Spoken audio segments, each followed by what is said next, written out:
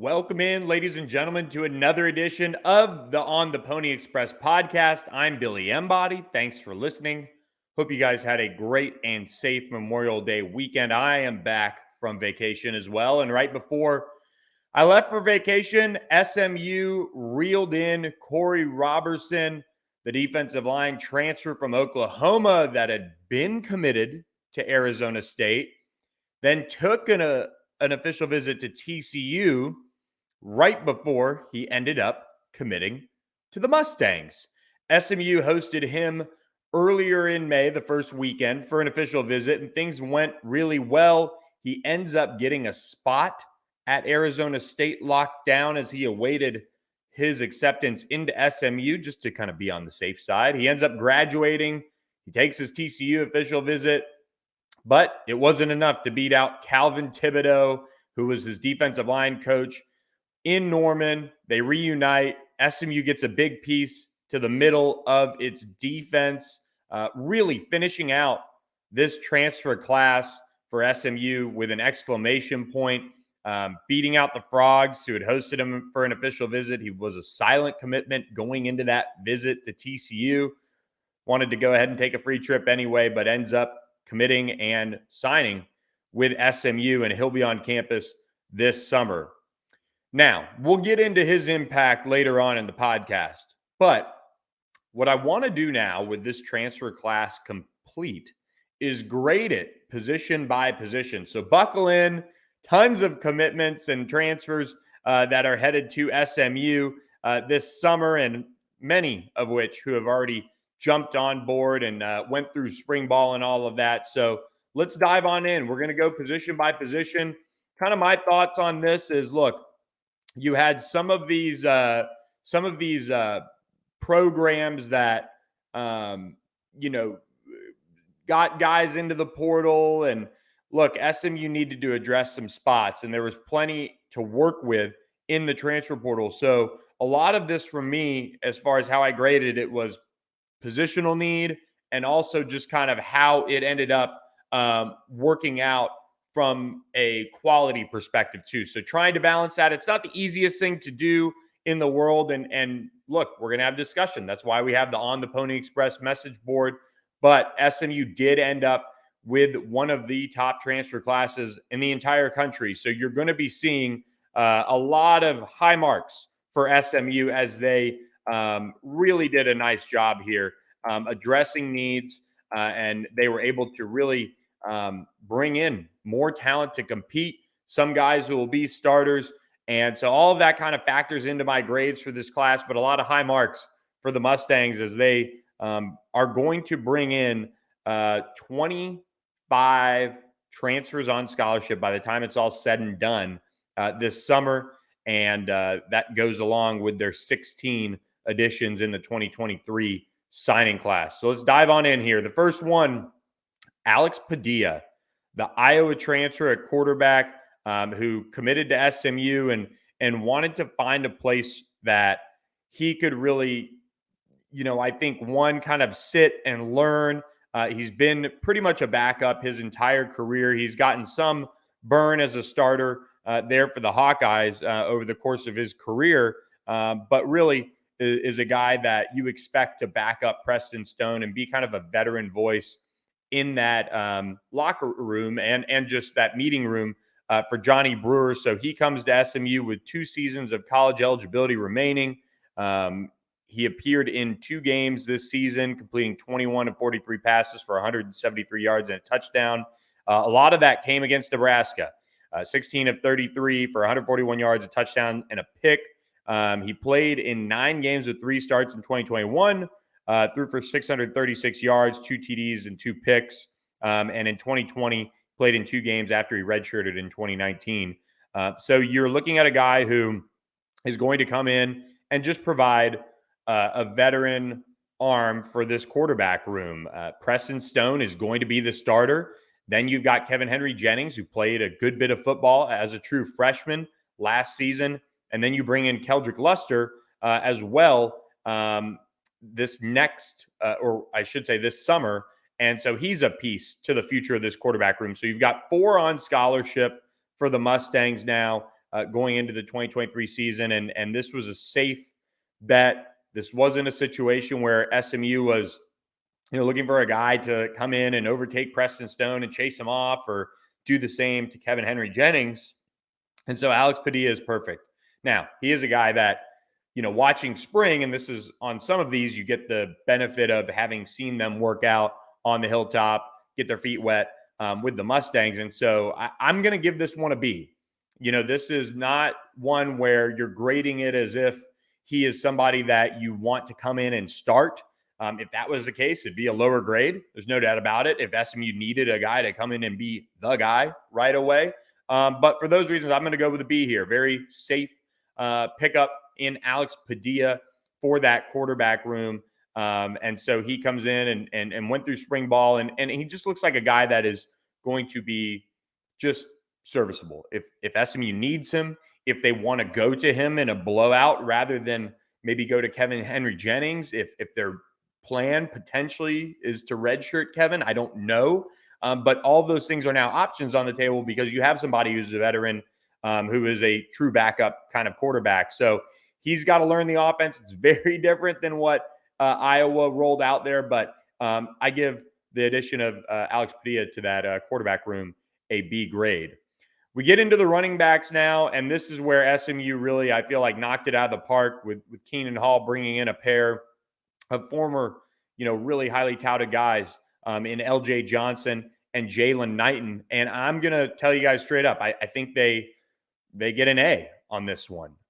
When you look at the running back room, you have Tyler Levine, who's going to be back for his final season of college football. He is a physical runner. We know what he brings to the table when he's healthy. He is expected to be healthy. And when that's the case, he'll factor in. You also have Velton Gardner coming back for another season, and he had a really nice spring. Kamar Wheaton, a lot of question marks around him just off the spring. He was suspended for some of it. He was kind of nicked up. He didn't really do much in the spring game. So you have Jalen Knighton and LJ Johnson, two really impressive, guys who are very different in terms of the stages of their career.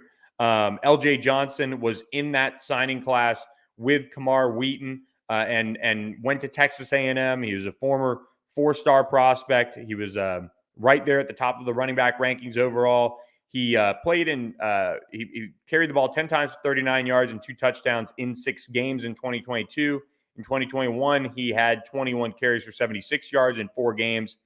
As he redshirted, he now has three seasons of eligibility remaining. Now that he is at SMU, he was really, really, really productive dating back to his high school days, coming out of the Houston area at Cy-Fair High School. And you get a Thunder type of style running back to pair with a guy like Jalen Knighton, who is going to be that explosive type of player that SMU really, and I talked about it during last season, they missed a player like a Ulysses Bentley. They missed that explosiveness. They missed that ability to maybe catch the ball out of the backfield and do some different things. And when Jalen Knighton was at Miami, he had some of his best stuff when Rhett Lashley and co. were calling the plays. He kind of had a smaller role in 2022, but had 209 yards, a touchdown, 52 carries. In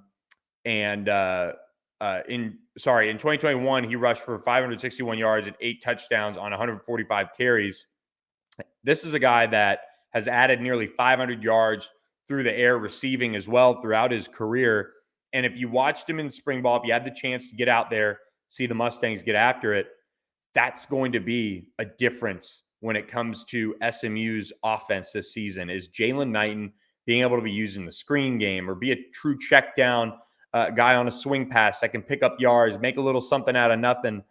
He's that lightning type of player. And I'll say this about Jalen Knighton. He's really tough. There were some runs that with his stature, you might not think he would finish and fall forward and pick up those extra yards, but he is not afraid of contact. I think as long as he holds on to the ball, that was kind of one of those things at Miami that was maybe the bugaboo for him, is at times he had some fumble issues. But if he holds on to the ball for SMU, he's going to have a chance to be a true all AAC performer. That is the expectation for him. He does have 2 years of eligibility remaining, but when you look at what he could bring to the table this year, maybe if he has the type of season SMU is hoping he does, he could be a 1-year guy. And that's kind of the reality. It's a good problem to have if he obviously puts that together. But I think he's going to have a really impressive season and become a fan favorite quickly. Like I mentioned, SMU's not had that explosiveness since Ulysses Bentley left. They needed somebody with wheels. They got that in Jalen Knighton, and he came in and he really had a nice spring and stayed healthy. Both him and LJ Johnson were healthy throughout the spring. So I give this one an A for Keenan Hall, kind of a no-brainer on that respect when it comes to what they were able to put together in the transfer portal at running back. The same can be said for wide receiver. I'm giving them an A, and I'm going to lead off with Keyshawn Smith, who comes over from Miami. And really, I think with Keyshawn, and I kind of went back and forth on maybe A minus with this group overall, because they added Jordan Hudson, who we'll get to. They added Romello Brinson. They added Keyshawn Smith. But you also saw Keyshawn Smith maybe not take as much, I guess. He didn't really like seize it like you maybe thought he would. But he was adjusting to new settings. We'll kind of see what happens when the fall rolls around. He has that playmaking ability. He is smooth. He's got the athleticism, and he is really competitive. Where he probably needs to get to it is on the jugs machine. I felt like at times he could have had some relatively easy receptions, didn't lock in and focus, and dropped a couple passes. So Keyshawn Smith is somebody that now when you have Jordan Hudson coming into the mix, he could be maybe overtaken by Moochie Dixon. But last year he had 13 catches for 199 yards and 2 touchdowns. He's also a bit of a game breaker in the return game, which I think is very important for SMU. They've had guys like Jordan Curley do that. Jake Bailey can do that. They signed Jackson Lavender, who I think can do that. But adding another piece to the return game will be really nice for SMU. I think he's somebody that can do that. Took a kickoff against Bethune-Cookman back 72 yards. And I think with 3 years of eligibility remaining, you're looking at a guy who has a chance to develop under Rob Likens and get back on that trajectory that he was at maybe earlier in his career. And he just really has a lot of the pieces to the puzzle to be a great receiver. He's just got to bring that out a little bit more now that he's gone through spring. He's maybe adjusted to his new surroundings here in Dallas. But he has all the talent in the world. I'm going to go to Jordan Hudson next because he is, an outside receiver who I feel like is going to challenge right away for a starting job now that he's on board.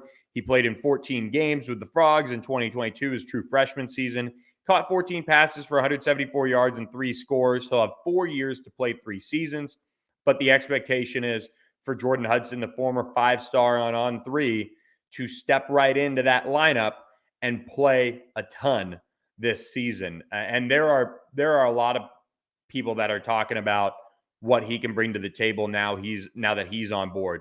You talk about guys that have not displayed issues catching the football. That's Jordan Hudson. He's very competitive going up for the ball. He's not necessarily a burner like we've seen at times in the past, like a Reggie Robertson or a Danny Gray. He is smooth, runs really nice, crisp routes. And he was one of the most productive receivers in the country coming out of Garland High School. And that's why we named him a 5-star on 3. He just was that dominant. And now that he has Rob Likens, who has coached up Rashee Rice, who talked him up in a big way, very complimentary of what Rob Likens did for him this past season, Biletnikoff Award semifinalist and all of those things. Jordan Hudson has that opportunity at SMU. He has that opportunity to be the next great wide receiver. I think he could start this season and really put it together if he comes in and does the things that they're going to ask him to. And I don't think there's any reason to think otherwise that he won't. I I think he's motivated. We saw what happened when he left TCU, and he clearly wasn't comfortable there the last few months. This is a guy that is going to have a big chip on his shoulder because of all the things said about him.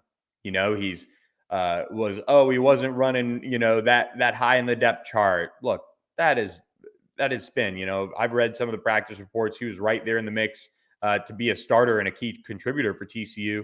And he was a guy that coming out of high school, you want to keep. We've talked about Jordan Hudson in the past podcasts about when you have a 5-star, you don't want to see him leave. Period. End of story. Unless he's a complete cancer, doing bad things off the field. So the spin coming out of Fort Worth on Jordan Hudson is quite funny to me, because when you go back and you look at what he did as a high school prospect, and you look at the role he had on a team that went to the national championship game with those receivers that they also had running around out there, he's got a really bright future. And now it's going to be at SMU. I would be very surprised if he doesn't put together one of the better careers we've seen from SMU receivers as of late. So he's now factoring into that outside receiver spot. And Moochie Dixon and Keyshawn Smith, they're all going to battle for that time opposite of Jordan Curley, who had a terrific spring. So you have those two really probably the guys that are expected to, start one or the other and play a ton. Romello Brinson is a guy that came on really strong at the end of spring and has that bouncy athleticism that people covet at the wide receiver position. And with Romello, look, he's pretty thin, but he is also incredibly athletic for, a guy that when you look at his legs, you're like, man, how can he get up and get some of the balls that he does? But he is a highlight reel machine. And the last 2 weeks of spring practice, I felt like were his best. And it was very clear things were starting to click for him. I didn't really observe too many issues catching the football. He's not necessarily a guy that's a straight line sprinter type. He's a straight line kind of jump ball, go get it type.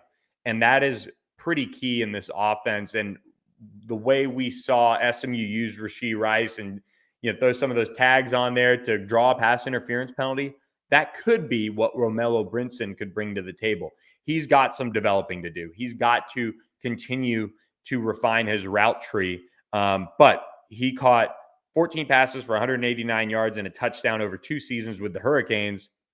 He isn't really necessarily as proven as the other guys at that wide receiver position. So with those 3 that they added, I think you get an A. And, I didn't really think twice about, all right, maybe they got an A- because Ketron Jackson went elsewhere. That was somebody who SMU was on. That was another factor kind of degrading this class is did you miss, did you hit on who you were going after? And for the most part, SMU obviously hit on wide receiver, but I think Jordan Hudson's future is so bright that there's no way I could have dropped them down to an A- just for missing on Ketron Jackson, because in the end, it works out. You add Keyshawn Smith, who's a veteran, and instead of, maybe adding another veteran, Ketron's had a couple years, you add Jordan Hudson, who is the clear cut. I mean, if you're talking long-term future at SMU for wide receivers, I mean, Jordan Hudson and Jamarian Carroll starting opposite of each other is going to be pretty special for really what would be kind of maybe the back two years of Jordan Hudson. When those two kind of get together, I just think it's going to be really special to see the talent in this room that is now solidified for the next 3+ seasons. And Jordan Hudson was such a big part of that. When it comes to the tight end position, this is one that is a little tough overall. And it was hard to grade in the sense that we know that RJ Maryland is coming back and he is a star. He is a budding star in college football at the tight end position with all the things he can do receiving. So you didn't need to go out and get a true pass catcher. You have that. And you have 3 freshmen that are coming in, 2 of which that are kind of similar in that role with Lonnie Johnson and Adam Moore. What you needed was somebody to come in and really be able to move the pile from a run blocking sense and a bigger body so that you can play some 2 tight end set. They have Cam Allen, they have Nolan Matthews-Harris, but both haven't proven enough. Really, Nolan has a little bit more on his resume for sure, and a bigger body in general, and had a nice spring. But you don't have a proven guy. And Micah Hiltz comes to SMU with 1 year of eligibility remaining. This is it. From Texas State, who picked up Bo Corrales and Simon Gonzalez. So kind of a little 2-for-1 trade there in a sense. But Micah Hiltz is a 6'5", 255-pound tight end. And he's had an interesting career overall there at Texas State. He's gone through a couple different coaches. He started to come on pretty strong as a true freshman and into his sophomore year. But eventually he kind of fell off a little bit as far as playing time, but is really tough. Played through a UCL tear throughout his entire true freshman season. And then he missed his entire 2020 campaign when he tore his pec in the first week of fall camp. Couldn't play through that. But he played in 2021 in 11 games, caught 3 balls for 13 yards. And then in 2022, played in 6 games with 1 reception for 12 yards. But when you look at him, he is the big body that SMU really needed to add. Okay, you've got an opportunity now to put him out there as an inline tight end, and you can, I think, from a veteran perspective, rely on him if you need to get him the ball at times. But his role is going to be blocking.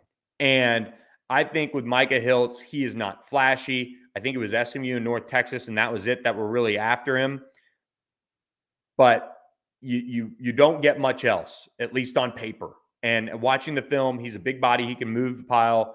But you also got to Micah Hiltz because a guy like Khalil Brantley, he ends up kind of having to go elsewhere because, look, he's not as big, but he also, wasn't necessarily there to get into SMU. And then also they missed on Jake Roberts, the North Texas tight end transfer. And that was kind of a guy that you really could have relied on both sides of it. So I give SMU a C+ here. It was a need. I think we knew when we did all of this at the beginning, kind of previewed the transfer portal, that the tight end position was so key in finding somebody that can block. And they might very well have gotten that in Micah Hiltz, so maybe he outperforms his grade. But at the end of the day, he's somebody that hasn't really done much the last 2 years and is a big body, and he's gone after this year. So that's kind of the reasoning why he ends up, being a C+ addition. It was a big need. They end up with Micah Hiltz, but we'll see. Maybe he, outperforms that grade that I handed out there. But he's going to be a guy, I think he's going to play a lot, which, if he produces in the run blocking sense, again, you're kind of grading him in that respect. But right now, just I feel like C+ is very fair with Micah Hiltz and kind of what he's done as of late. But a really good dude. If you actually go back and look at his Texas State bio and go back and look at some of the stories about him, he's very involved in the community. He's I think he's overcome a lot from what I read. Just obviously injuries, but also I think a couple other things. So one thing with this transfer portal is they didn't want to rock the boat with anyone in a sense. Like they didn't want to bring in guys that were going to be, ruin a room because of maybe their attitude or their past or take a chance. They feel really good about where this roster stands. So for them to bring in Micah Hiltz, it says a lot about what they think about him and his future. The offensive line, SMU bringing in 5 new offensive linemen from the transfer portal to go with 3 2023 signees. And we lead off with SMU's starting right tackle in the 2023 season. That's going to be Hiron White, a big dude, well over 300 pounds. I know he's listed 292 right there on his profile. I'll have to update that, but 6'7", probably about 320, 330. And now SMU has 2 bookend tackles. They've got Marcus Bryan, who's coming off a really solid season in 2022. They have Hiron White, who's entering his final season of eligibility. And after missing all of 2022 with an Achilles, he looked great for SMU in the spring. He's very motivated. He's a new dad as well. And a DeSoto, Texas native who's coming in and going to try to piece it all together for the NFL scouts. I think when you look at guys that come in with a lot of buzz, you're going to talk about your Jalen Knightons and your LJ Johnson, Jordan Hudson, and Jonathan McGill and Jordan Miller and some of these other bigger name transfer additions. But Hiron White comes in after missing all of 2022, and he was really impressive at right tackle for SMU. And then you got the piece of the future, PJ Williams, a former top 100 prospect coming out of high school. He spent one season at Texas A&M. And look, I think with PJ, he's somebody that could play all four spots on the offensive line, or four spots on the offensive line, maybe outside of center. But if Hiron White does what we expect him to, he'll man the spot at right tackle for the 2023 season, and then could be PJ Williams' job. And if Marcus Bryant does opt to leave after this season, maybe PJ Williams kicks out to the left tackle spot. So he has plenty of athleticism. And I felt like watching him in spring, there were times when it clicked and times when maybe he's still progressing, still learning. He was kind of a late bloomer. I want to say he was like 250 pounds going into his senior year. If you look at some of the Under Armour All-American pictures from him at Texas before Texas A&M, he was on the smaller side of guys that were going off to the next level in that group, but super athletic. Obviously ran into some trouble in Texas A&M, got that taken care of off the field, a couple legal things, but is a really, really nice kid. Everybody I've talked to that's been around him has said that he's looking forward to this fresh start, and it'll be a good opportunity for him to really learn, develop this season, maybe get some time, maybe be the sixth offensive lineman if they do decide, hey, let's roll some size out there. Let's get a sixth offensive lineman on the field at times. Maybe it's PJ Williams. He's got that athleticism. He was on one of the better basketball teams in the state of Texas coming up. So I'm really high on PJ Williams' future, and equally as high on Ja'Kai Clark. He comes over to SMU from Miami with over 40 starts under his belt. The big thing about Ja'Kai Clark is he can play guard or center, and he's probably 6'2.5", 320 or so. And he's played both spots, center and guard, for Garen Justice. He played as a true freshman. He's a veteran. And if he comes in and is ready to work and put it together, he's going to find a starting spot on this offensive line somewhere. Branson Hickman returns at center. They've got Justin Osborne, who they're hoping is going to be healthy enough to play this season and be back and ready to go and kind of work him in.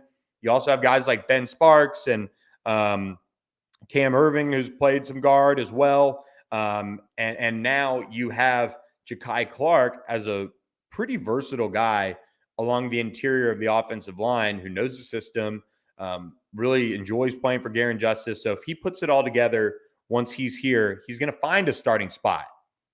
And that's going to be key for SMU. And with this transfer class and with the guys they brought in 2023, you have a group that is pretty close to too deep of guys who you feel good about, like your bookend tackles.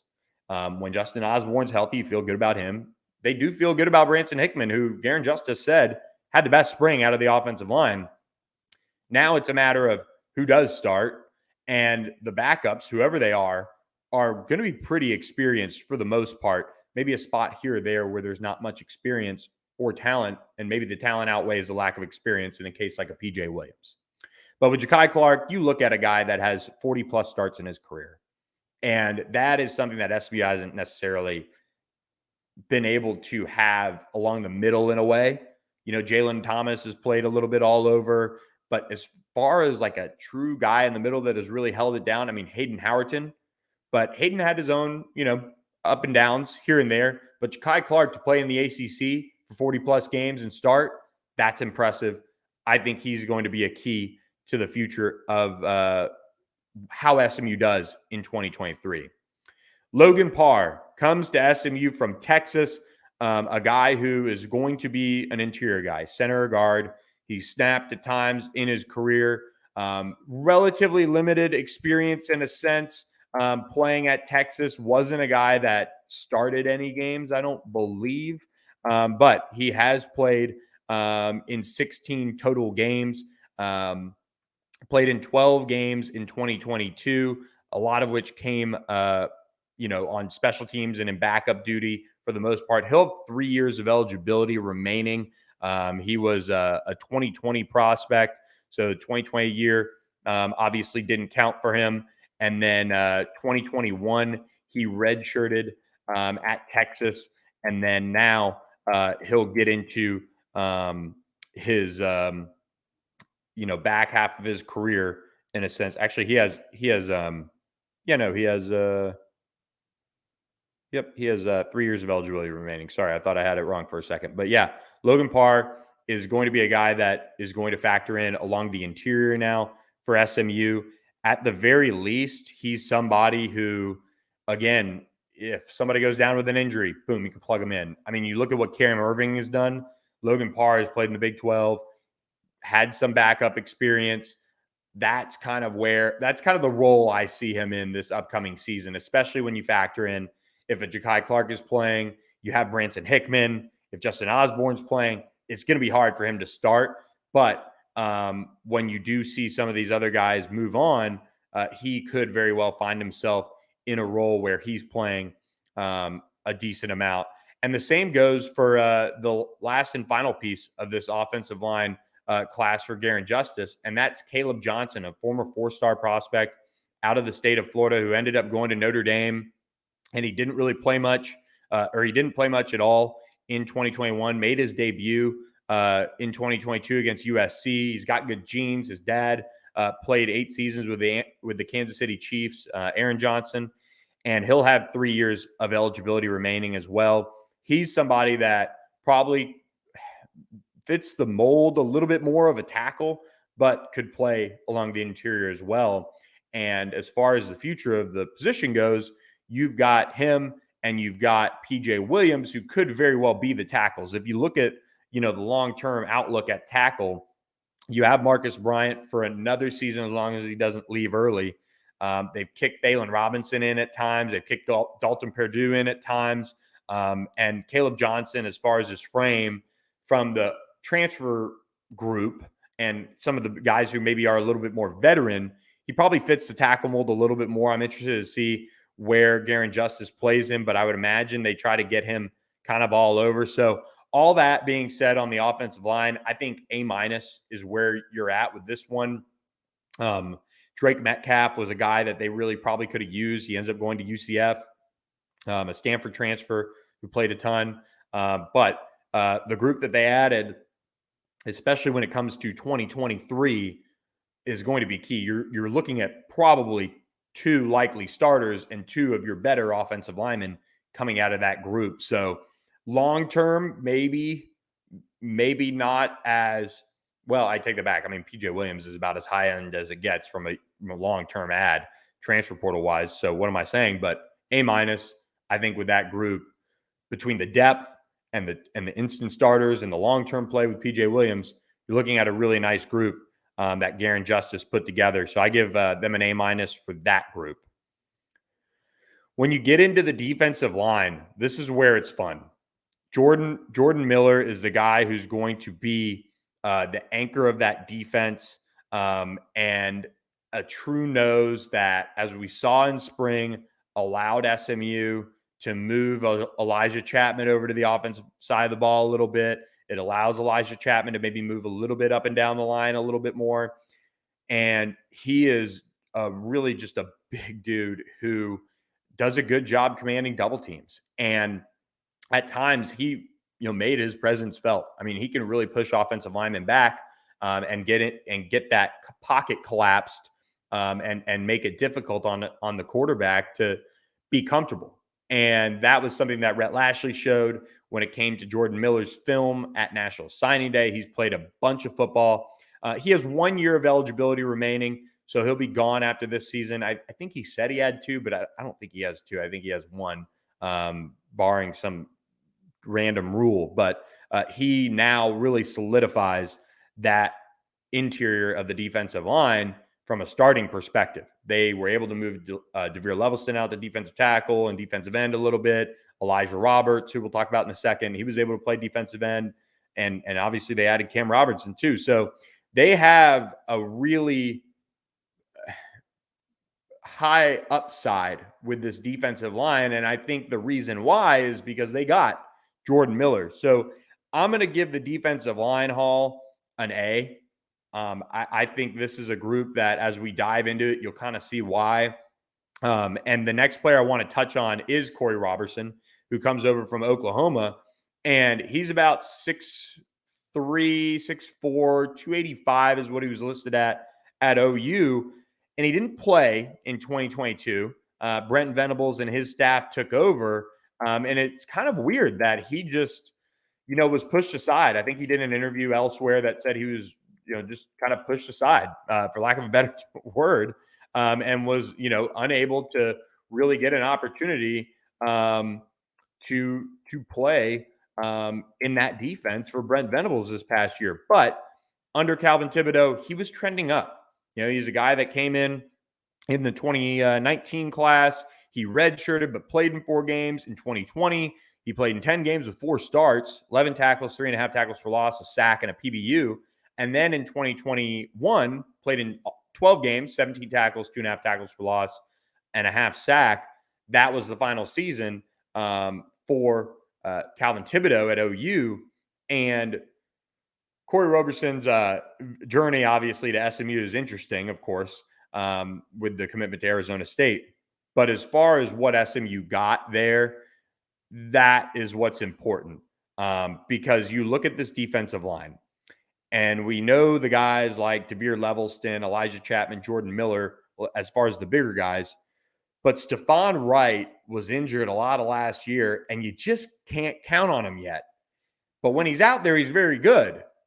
But Corey Roberson, Calvin Thibodeau knows what he gets from him as far as a character perspective, as far as a guy that can, play at this level. And I think that's the key here. I see Corey Roberson as a backup defensive lineman who's playing a good bit of snaps. And, the reason why is because you have Mike Sanjo-Njiki, and he is kind of a squatty defensive tackle who could play some snaps, but he's not necessarily the most athletic guy.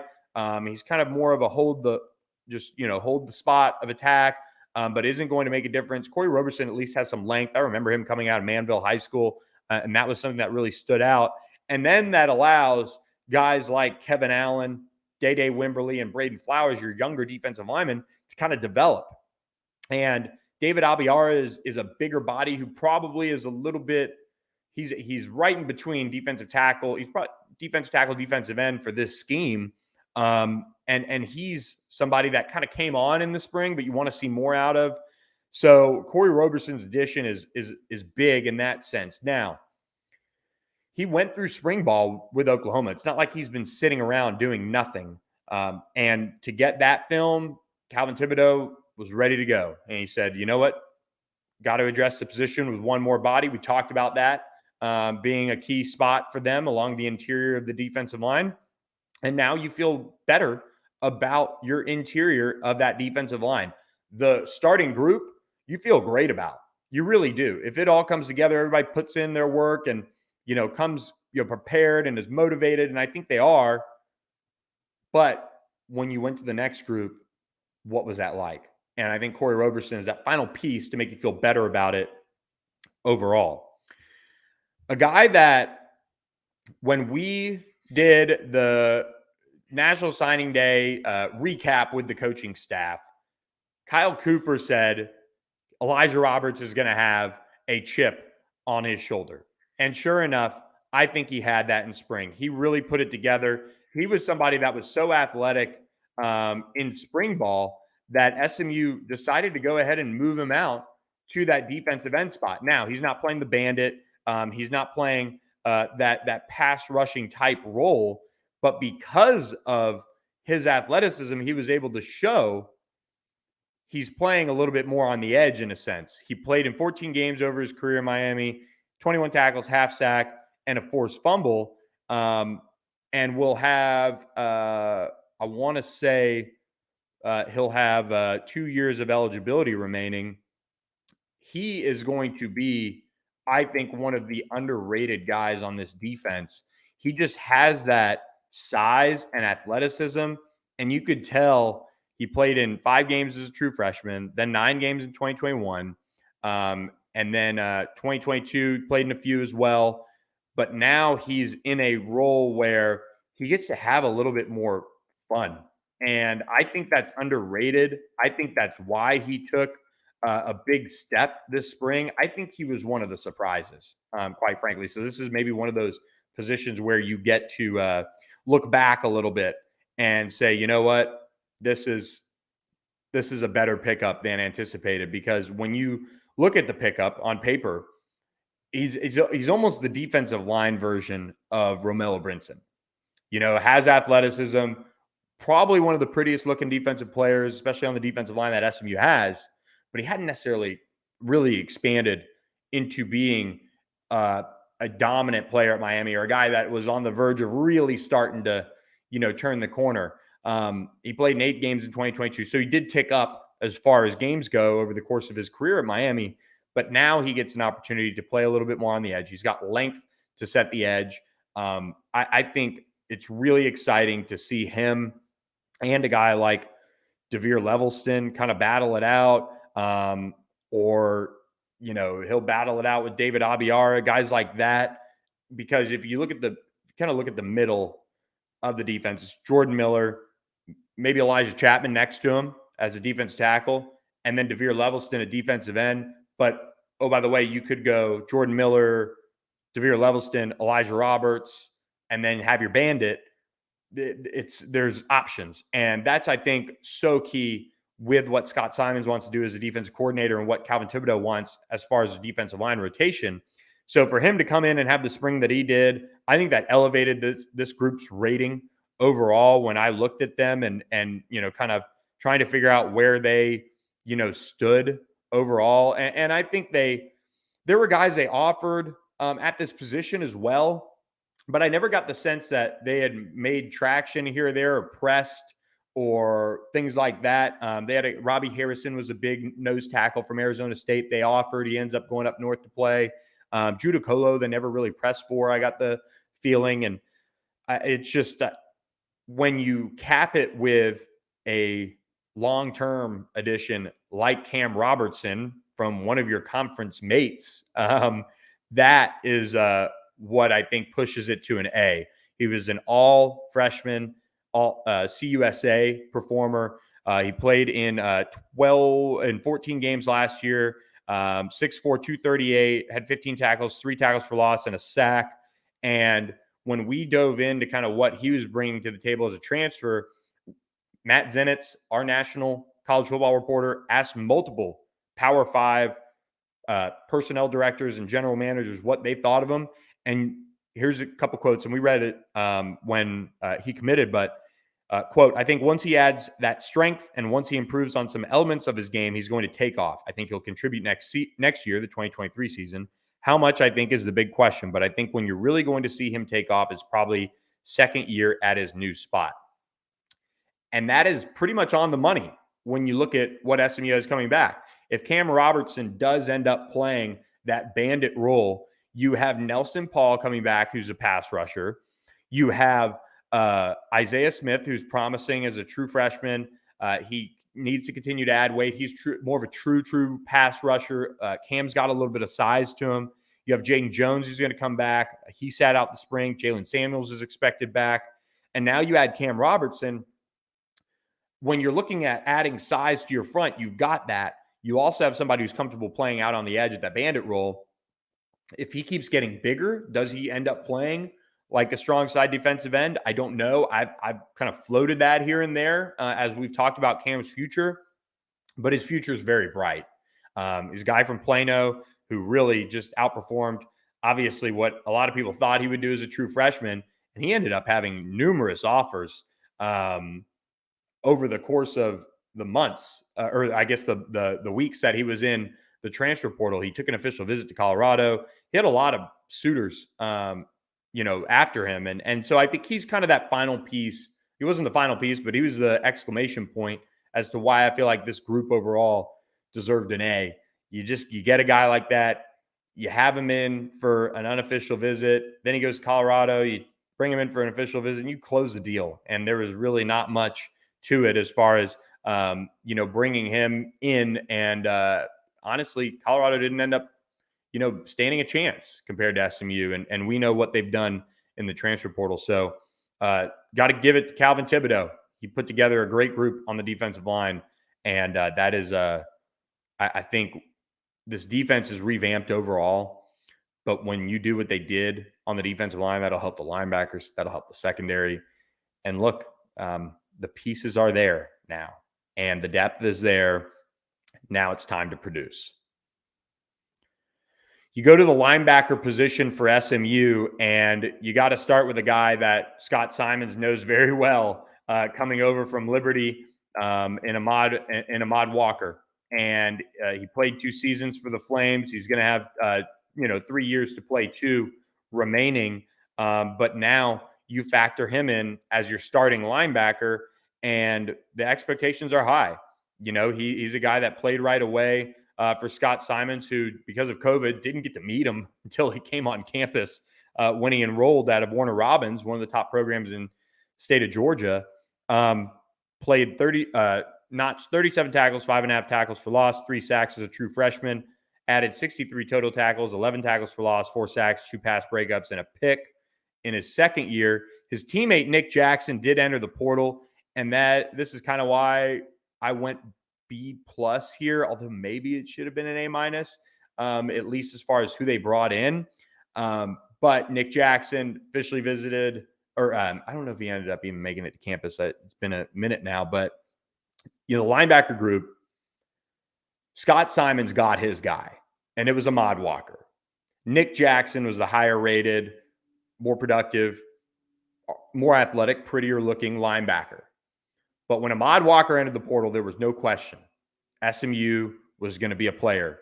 And Scott Simons, Warren Messer, they had a great relationship with him from his time at Liberty, and that was a big piece of it. And they didn't blink. There were other linebackers out there across the country that were entering the portal, but Ahmad Walker was priority number 1. And he visited, committed. The rest is history. It's kind of hard to see in the spring, but my takeaway from the linebackers overall, and as we get into the summer, we'll kind of dive into these position groups a little bit more. But when it comes to the linebacker group, it is a hard position to say, wow, they were really impressive in the spring, because a lot of SMU spring was thud. And what you were kind of watching for is maybe, all right, how quick were they making their reads? Did they over pursue? Did they make it difficult on themselves? And that's something where Ahmad Walker brought a very steady play to the table when it came to this spring and what he was going to, put together. And I think that stood out to me. The expectations are very high for him. And I think they should be. He can run. He made some of his best plays against Liberty's Power 5 opponents. Obviously isn't afraid of contact overall. You saw the Arkansas game if you got a chance to watch that. And I think he's got a chance to be an all-AAC guy. So it is kind of one of those things where you look at what they were able to do in the transfer portal with their 2 additions. It's solid, and they really feel good about Ahmad Walker. But Nick Jackson would have been just another level here. And they offered someone else out of the transfer portal, maybe a JUCO kid. They ended up not pressing for him, but they do end up going after Kobe Wilson, who coming off a couple productive seasons at Temple, and now SMU kind of added that.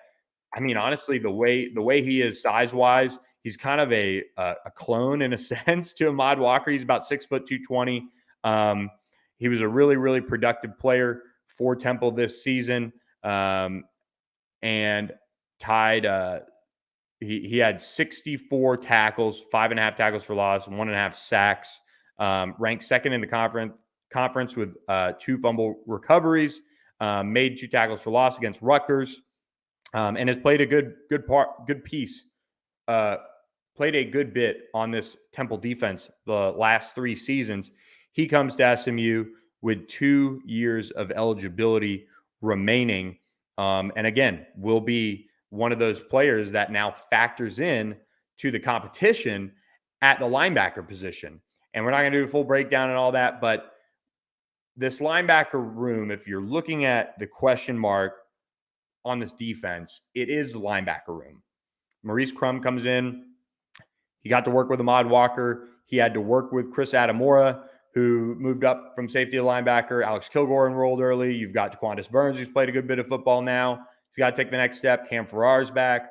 And then you add Brandon Maizono this summer. But you have Ahmad Walker, you feel like is your starter. And there are high expectations there. And you had Kobe Wilson, who's going to come in and factor in, but it's all got to come together. And there is that question mark of the position. So I am going to give it a B+. It has the potential to, you had an argument for an A-. I think if they would have gotten Nick Jackson, would have been an A, maybe A-, but A most likely. But they end up with Kobe Wilson and Ahmad Walker, two guys who've played a lot of football. And Ahmad Walker obviously has the trust of Scott Simons in a big way. So we'll see how that position pans out. But I think they did a really nice job with two guys that they certainly feel good about in terms of trusting their evaluations on him. We move into the secondary, which saw the biggest makeover out of all of these position groups. And I got to say, it showed in the spring. And if you were able to be out there for the spring, and we'll start with the corners, and then we'll kind of finish up with the secondary, with the safety group. But Charles Woods has been kind of lauded as the shutdown corner SMU hasn't had in a while. And going into 2022 season, he ends up playing just 4 games, which is what is allowing him to play at SMU this final season. But he was preseason All Big 12. And he's got that ability. He's got that edge to him. Quite honestly, when he was healthy, battled a concussion about back half of spring ball here at SMU. But when you look at what he did as far as being able to control opposing receivers, it was really difficult for SMU quarterbacks to look his way, which I think sometimes is the best attribute you could bring to the table as a corner. I think some of these guys, you still saw them go after them at times in spring, but with Charles Woods, you just didn't. I think somebody on the board kind of mentioned it, that we hadn't really heard about Charles Woods this spring. And look, I mean, I think he missed about a week of practice with that concussion in the back half, but that was early. That was early in spring when it was asked. And yeah, he was just steady. He was really good. He's played a lot of football over the course of his career. And if he puts it all together, he could be an all AAC guy and really change the way Scott Simons can call defenses. And the same goes for Chris Megginson, a guy who they know very well from Liberty. Ricky Hunley coached him. He's going into his final season of eligibility. And these two players really plug holes well. Obviously, SMU lost Sam Westfall, who just, I think the writing was on the wall. He's going to Virginia and finish out his career there. But they upgraded this position, and it was a position that needed it. And I think that when you look at these two corners that they've added, they've got some size and length to them. They've got some physicality. Chris Megginson really laid the wood a few times in spring ball on some players. So he's played a ton of football over the course of his career. These two are your starters. You have Jahari Rogers, who's going to be back this fall. You've added some other pieces, but I don't think there's any doubt that these are your two starting corners. And that is in itself off to a great start. And then you get into what SMU added for the future at the cornerback room. And Jalen Davis Robinson has plenty of speed. He had a couple breakups that were just, we haven't seen that. And he didn't play too much at LSU. He ended up redshirting. He wanted to come back home, does just that. But his ability to recover, and he's still kind of learning. He hasn't one of those guys that came out of Texas high school football and has played DB and done it for 6 years and has worked with a trainer. He's still kind of relatively new, but he has that incredible 100-meter time, and he's going to be able to develop this year. He'll get on the field, but he also doesn't have to play a lot. They've got AJ Davis. They have Kavaris Hall, who actually had a decent spring as well, entering his second season with the program. And like I mentioned, Jahari Rogers is coming back. But if you have Jalen Davis Robinson out there long-term at corner to pair him alongside whoever is there, you're looking at a bright future overall for this corner room. And I just think he made some plays this spring that you look at and they were wow plays. And so if he develops over the summer, maybe there's a chance that he gets into that kind of second spot to be first one off the bench. But AJ Davis has also had a good spring. And so that's maybe a question mark, but he just made so many wow plays that I think his future is so bright at SMU. And Keyshawn Mills is the sleeper of this group. And he's probably one of the biggest, if not the biggest sleeper out of all the transfer additions. Played at Little Elm High School, went to Colorado, had a Power 5 offer to, I think Liberty was one of his top schools. SMU defensive coordinator Scott Simons and cornerbacks coach Ricky Hunley recruited him while they were at Liberty. And he didn't play at all at Colorado. Obviously, that was a complete train wreck. And look, you'd like to have seen him maybe get on the field and find some time on one of the worst teams in college football. But he is somebody that needs to develop. He is somebody that they're looking at from a long-term perspective. And they really like what he brings to the table and brought to the table as a senior coming out of Little Elm. He's very productive. Is a guy that I think solidifies that plan to continue to address with Dallas area players as well. And he's a really, really good kid from what I understand. That was one of the big reasons why, because you look at what they brought in. They brought in 2 starters in Chris Megginson and Charles Woods. And they bring in Jalen Davis Robinson. He comes from LSU, and he was a former 4-star. They're going to bring in Kyron Chambers, another former 4-star, Dallas area, state champion, went to TCU. So how's that going to go? Because like we said, they wanted to add another piece to the secondary, even as we knew Kyron Chambers was, going to end up coming in. Keyshawn Mills is a guy that just wants to kind of put his head down and work. And that was the big thing. So we'll kind of see. He hasn't played. He doesn't have much film, obviously, from college football. But he was productive as a senior at Little Elm. He was pretty under the radar, but On3 was actually highest on him out of all the services. But we'll kind of see how he puts it all together. He was one that will arrive this summer, as will Kyron Chambers, who the former Dallas South Oak Cliff star on that state championship team is coming in this summer. And I put him in this spot because we're about to transition to the safety room. Well, I think Kyron Chambers can play corner or safety. He's got big size for a corner. He's also got prototypical size for a safety. And he's got the speed to play both. He's got the physicality. So I'm intrigued to see what they do with Kyron Chambers, because when you look at this secondary, you've got Brandon Crosley and Jonathan McGill at the safety position that are entering their last season. Brian Massey has 2 more years. CJ Sanders, 2 more years. But Kyron Chambers comes in, and he's going to have 3 seasons to go. And he played in 5 games for TCU this past season, made a few tackles. I think he made a few tackles. And will come into the mix and immediately add size and physicality to wherever he plays on the field. And I think he's just, right now, between Ricky Hunley and Scott Simons, it's a good problem to have. Where do you fit Kyron Chambers in? And I think sometimes that versatility, and especially the way they talk about it with the safety room, is very important. Brandon Crosley had a great spring. Jonathan McGill, we know what SMU's getting in him. And CJ Sanders, certainly looks like a guy who, as he goes into the back half of his career, will play a lot of football for SMU at the nickelback spot. And CJ Sanders comes over with a lot of experience from Fresno State. And we saw him in the spring. And I think with CJ Sanders, he didn't necessarily have a ton of flash to him as far as his play, but he did have physicality. I think he made some really tough tackles. He made some big hits.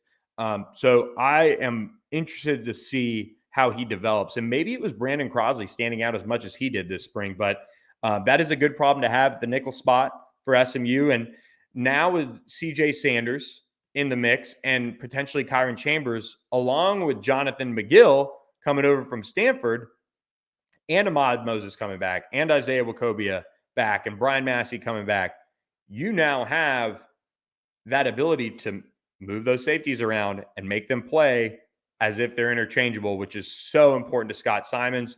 When we were talking with Craig Niver all the way back when he was still at SMU, one of the big things was this defense wants those safeties to be interchangeable. Now, they're going to have their roles.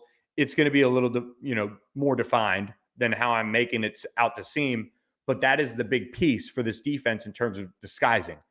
You knew last year that Brandon Crosby was going to play nickel, that Brian Massey was your strong safety, that Nick Roberts was your free. They get Ahmad Moses in there for Brian Massey eventually. He's got some size to him in a sense. He's short, but he's thick. And this is where it's going to be interesting to see how this group performs overall because they can move all those guys around. So the secondary, you get an A. There's no doubt about it when you look at what they were able to put together overall. And then they add two guys who won't be on scholarship in special teams, Josh Leff and Isaac Pearson out of the transfer portal as well. So there it is. That is your breakdown. The transfer class for SMU is all done. And at least as far as I know. So SMU has all the pieces to make a run. As we get into the summer, we'll kind of reassess how the Mustangs are going to fare against their 2023 schedule. But look, hope you guys enjoyed this podcast, breaking it all down. That is 25 transfers to run through that SMU is going to have on scholarship now. So quite the work done by SMU's entire staff in the transfer portal, getting one of the top transfer classes in the entire country. So there's your breakdown. Hope you guys enjoyed this edition of the podcast. Please hit the subscribe button to our YouTube channel and also check out ontheponyexpress.com. We're back to an all-time high of subscribers on the site. Just $30 gets you 6 months of all the scoop that you need. Official visits being set right now. Who's going to commit? Who's next in the 2024 class? Make sure you're on board. So appreciate you guys listening to this edition of the On the Pony Express podcast. I'm Billy Embody. We'll catch you later this week with another edition. Have a good one.